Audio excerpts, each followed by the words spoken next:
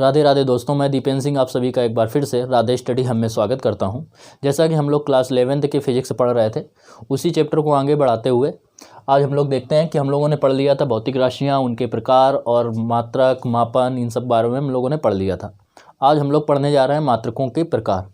तो ध्यान देते हैं मात्रकों के प्रकार में। तो मात्रकों की पद्धतियाँ, मात्रकों के प्रकार पढ़ लिए थे।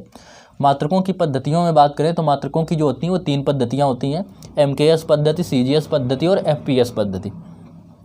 MKS को इसमें इस प्रकार डिवाइड कर लेते हैं। MKS लंबाई, द्रव्यमान, इस प्रकार से चार्ट बना लेंगे। बहुत ईजी याद करने का कि आप केवल इसी चार्ट से आप डेफिनेशन लिख सकते हैं। कैसे करेंगे? ये हो गया लंबाई, द्रव्यमान, समय और समय हो गया।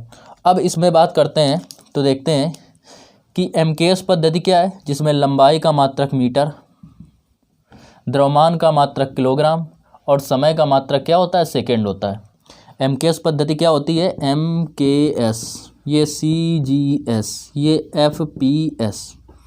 तो MKS पद्धति वह होती है जिसमें लंबाई का मात्रक मीटर, द्रव्यमान का मात्रक किलोग्राम और समय का मात्रक सेकेंड होता है। MKS पद्धति कहलाती है। बात करें CGS पद्धति की, तो CGS पद्धति क्या होती है? जिसमें लंबाई का मात्रक सेंटीमीटर, द्रव्यमान का मात्रक ग्राम और समय का मात्रक सेकेंड होता है। CGS पद्धति कहलाती है। इसके बाद अगर हम लोग बात करें किसकी? FPS पद्धति की, तो FPS पद्धति क्या होती है? इस पद्धति में लंबाई का मात्रक जो होता है वो होता है फुट, द्रव्यमान का मात्रक जो होता है वो होता है पाउंड और समय का मात्रक क्या होता है? सेकेंड होता है। तो आपसे जब कोई पूछेगा कि MKS पद्धति की डिफिनीशन बताइए, तो MKS पद्धति क्या होती है? वह पद्धति जिसमें लंबाई का मात्रक मीटर, द्रव्यमान का मात्रक किलोग्राम और समय का मात्रक सेकेंड होता है। MKS पद्धति कहलाती है। बात करें CGS पद्धति की, तो CGS पद्धति वह पद्धति होती है जिसमें लंबाई का मात्रक सेंटीमीटर, द्रव्यमान का मात्रक ग्राम तथा समय का मात्रक सेकेंड होता है। CGS पद्धति कहलाती है।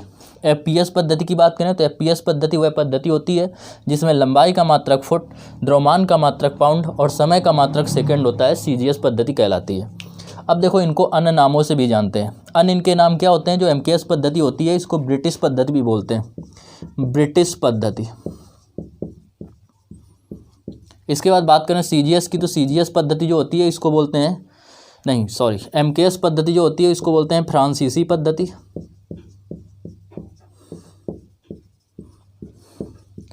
FPS जो पद्धति होती है इसको बोलते हैं ब्रिटिश पद्धति। और बात करें CGS पद्धति की, तो इसको गॉसियन पद्धति बोलते हैं। क्या बोलते हैं भैया? गॉसियन पद्धति। मतलब हर जगह की अपनी अपनी पद्धति थी। अब ध्यान दीजिए इधर। अब चूंकि देख रहे हैं कि हर जगह की अलग अलग पद्धति थी, मतलब हर देश में अलग अलग अपनी अपनी पद्धति बनाए हुए थे, तो इन सभी को एक पद्धति में रखने के लिए कि मतलब इंटरनेशनल हम कहीं भी जाएं पूरे ऑल वर्ल्ड में, तो वहाँ पे क्या हो कि नाप के लिए एक सेम प्रोसेस हो। हम कोई भी चीज़ यहाँ से लेके जाएं वही वहाँ पे उसी मापदंड के अनुसार मापी जाती हो।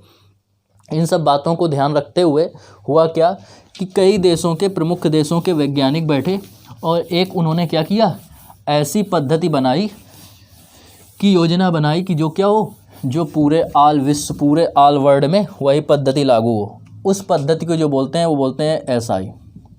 तो SI को कहीं कहीं लिखा होता है इंटरनेशनल सिस्टम,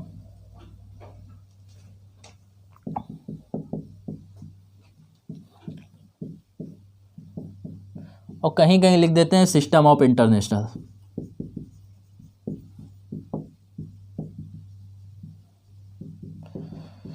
हिंदी में बोल देते हैं इसी को अंतरराष्ट्रीय पद्धति।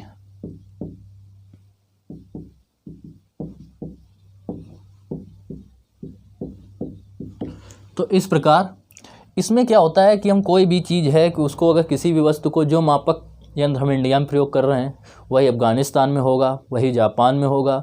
अगर SI पद्धति में कोई चीज़ नापी गई है तो ऑल वर्ल्ड वो सेम पूरे विश्व में वही होगी। तो इस हिसाब से इसका आविष्कार हुआ। अब देखिए, इसमें जो आता है वो MKS के तो पूरे पूरे आ जाते हैं। MKS मात्रकों में मूल मात्रक जितने होते हैं, मूल मात्रक जो होते हैं वो क्या होते हैं? सबको पता है मूल मात्रक क्या होते हैं। वे मात्रक जो किसी अन्य मात्रकों पर निर्भर नहीं करते हैं, मूल मात्रक कहलाते हैं। जिसने भी पहला वीडियो नहीं देखा है, सबसे पहले हो जाए वो पहला वीडियो देखें, उसके बाद इसको देखें तो और अच्छे से समझ में आएगा। जिसने अभी तक लाइक, शेयर, सब्सक्राइब नहीं किया है तो इस चैनल को सब्सक्राइब कर दें, जिससे जब भी हम वीडियो डालें उनके पास पहुंच जाए। अब बात करते हैं मूल मात्रकों की। तो मूल मात्रक हम लोगों ने पढ़ लिया था, वो भी इसी के अंतर्गत आते हैं। जैसे बल का मात्रक न्यूटन, तो बल का मात्रक अगर न्यूटन इंडिया में है तो हम कहीं भी जाएंगे वो क्या रहेगा, क्योंकि न्यूटन ही रहेगा, क्योंकि ये किस में नापा गया है, एसआई पद्धति में नापा गया। ठीक, इस प्रकार इस पद्धति का आविष्कार हुआ। तो सिस्टम ऑफ इंटरनेशनल की अगर आपसे पूछ दे डिफिनीशन कि अंतर्राष्ट्रीय पद्धति किसे कहते हैं, तो कहते हैं बता देंगे कि वह ऐसी पद्धति जिसके लिए जिसमें जो मापे गए मात्रक किसी भी स्थान पे पूरे ऑल वर्ल्ड के लिए लागू होते हैं, क्या कहलाते हैं, अंतर्राष्ट्रीय पद्धति कहलाती है, सिस्टम ऑफ इंटरनेशनल कहलाता है। इसके बाद हम लोग बात करते हैं अब कि जैसे ये पद्धतियाँ तो हो गई, इसके बाद लंबाई, द्रव्यमान, इनके क्या होते हैं, अन्य छोटे बड़े मात्रक होते हैं। जैसे अगर बात किया जाए लंबाई के अन्य छोटे बड़े मात्रक, इनके भी बहुत सारे मात्रक होते हैं, जैसे मीटर, सेंटीमीटर, मिलीमीटर, डेका, डेशी, इस प्रकार कई मात्रक होते हैं। तो इन सभी को ध्यान में रखते हुए कई मात्रकों का उपयोग किया गया। ठीक है, अब इसको हम समझने की कोशिश करते हैं। जैसे आप ध्यान से देखना, कुछ हम बताए दे रहे हैं। जैसे आता है, आपने पढ़ा होगा कि 1 किलोमीटर, 1 किलोमीटर में कितने मीटर होते हैं, 1000 मीटर होते हैं। बात समझ में आ रही है। 1 किलोमीटर इक्वल 1000 मीटर। अब 1 किलोमीटर में को हम ये भी लिख सकते हैं, क्या लिख सकते हैं, 10⁻³ मीटर, ये भी लिख सकते हैं। या इसको अगर हम इस तरफ ले आए तो ये आ जाएगा 1/10³ किलोमीटर। ये गुणा में था, इधर भाग में आ गया, तो इसको लिख सकते हैं 1 मीटर। अब एक घात नीचे ऊपर जाएगी तो किस में हो जाएगी, माइनस में, तो 1 मीटर इक्वल हो जाएगा 10⁻³ किलोमीटर। बात समझ में आ रही है। तो इस प्रकार क्या हो जाएगा कि 1 किलोमीटर को अगर हम देखें कि ये मीटर में बदल देंगे तो 10⁻³ का मल्टीपल करेंगे, और 1 मीटर को किलोमीटर में बदल देंगे तो 10⁻³ का गुणा करेंगे। क्योंकि 1 किलोमीटर जो मीटर होता है वो किस में है, एमकेएस में और एसआई में ही पद्धति में है। इसलिए अधिकतर हम किसी को भी जब न्यूमेरिकल में गणना करते हैं तो सबको हम किस में लेते हैं, एसआई पद्धति में लेते हैं, तो इसको मीटर में ही कन्वर्ट करते हैं। इसी प्रकार अगर हम दूसरे की बात करें कि 1 मीटर में कितने सेंटीमीटर होते हैं, तो 1 मीटर बराबर होता है 10⁻² सेंटीमीटर, मतलब 100 सेंटीमीटर। अब ध्यान से इसको समझना, जब किलोमीटर बड़ा होता है मीटर छोटा होता है। जब बड़े को छोटे में बदलते हैं तो घात काय में होती हैं, प्लस में। ध्यान समझना, जब किलोमीटर को मीटर में बदलेंगे तो क्या होंगी, घातें प्लस में होंगी। और जब बड़े को छोटे में बदलेंगे तो घातें प्लस में, जब छोटे को बड़े में बदलेंगे तो घातें माइनस में। मीटर बड़ा होता है सेंटीमीटर से, तो जब मीटर को सेंटीमीटर में बदला तो 10⁻³ प्लस में रखेंगे। इसी प्रकार अगर हम 1 सेंटीमीटर निकालें तो 1 सेंटीमीटर बराबर हो जाएगा 10⁻² मीटर। इसी प्रकार अगर हम लोग नेक्स्ट की बात करें, अगले की बात करें तो 1 मिलीमीटर, 1 मीटर बराबर 1 मीटर बराबर 10⁻³ मिलीमीटर। तो इस प्रकार अगर 1 मिलीमीटर की बात करें तो 1 मिलीमीटर जो बराबर होगा वो हो जाएगा 10⁻³ मीटर। अभी हमने बताया आपको कि जब बड़े से छोटे को तो घातें प्लस में, जब छोटे को बड़े में तो घातें माइनस में। इसके बाद अगला देखते हैं, 1 मीटर बराबर, केवल हम इम्पोर्टेंट बता रहे हैं कुछ, 1 मीटर बराबर 10⁻6 माइक्रोमीटर। माइक्रोमीटर को शॉर्ट में लिख देते हैं म्यू, इसको माइक्रोन में बोल देते हैं। अब इसी प्रकार अगर लिखेंगे 1 माइक्रोमीटर बराबर या 1 म्यू बराबर क्या हो जाएगा, 1 10⁻⁻6 मीटर। इसी प्रकार अगला देखते हैं कि 1 मीटर में जो होते हैं, 1 मीटर बराबर 10⁹ नैनोमीटर।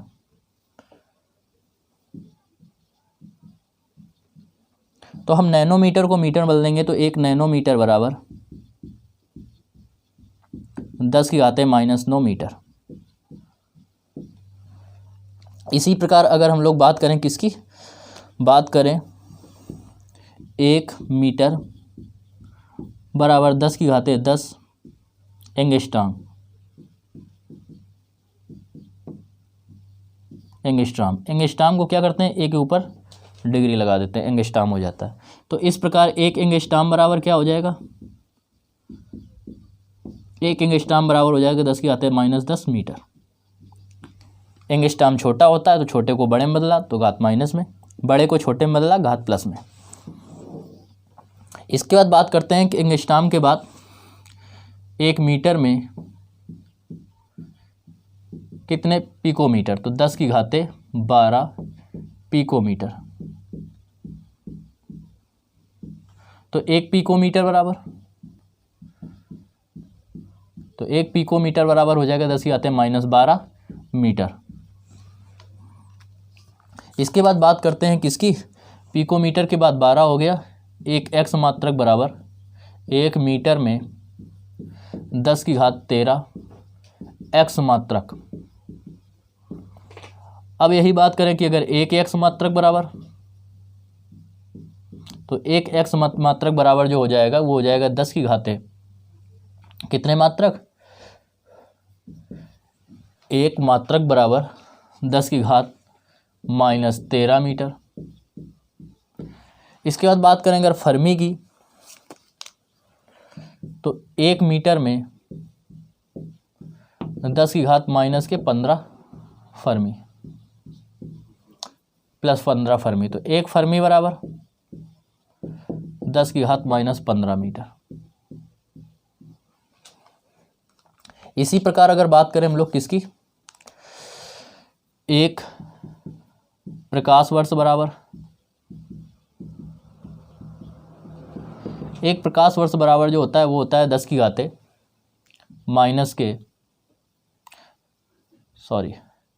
होता है 3.46 9.46 इंटू 10⁻15 मीटर। क्या होता है भैया, 9.46 इंटू 10⁻−15 मीटर। इसी के बाद बात करें एक पार्सेक बराबर, तो एक पार्सेक जो होता है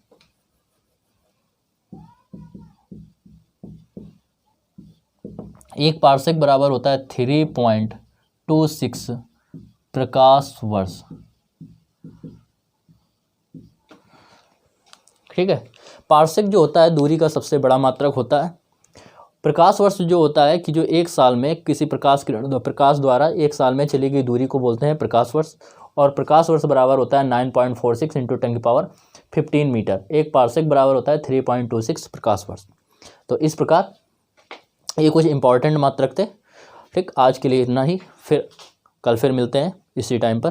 तब तक के लिए बाय बाय, टेक केयर।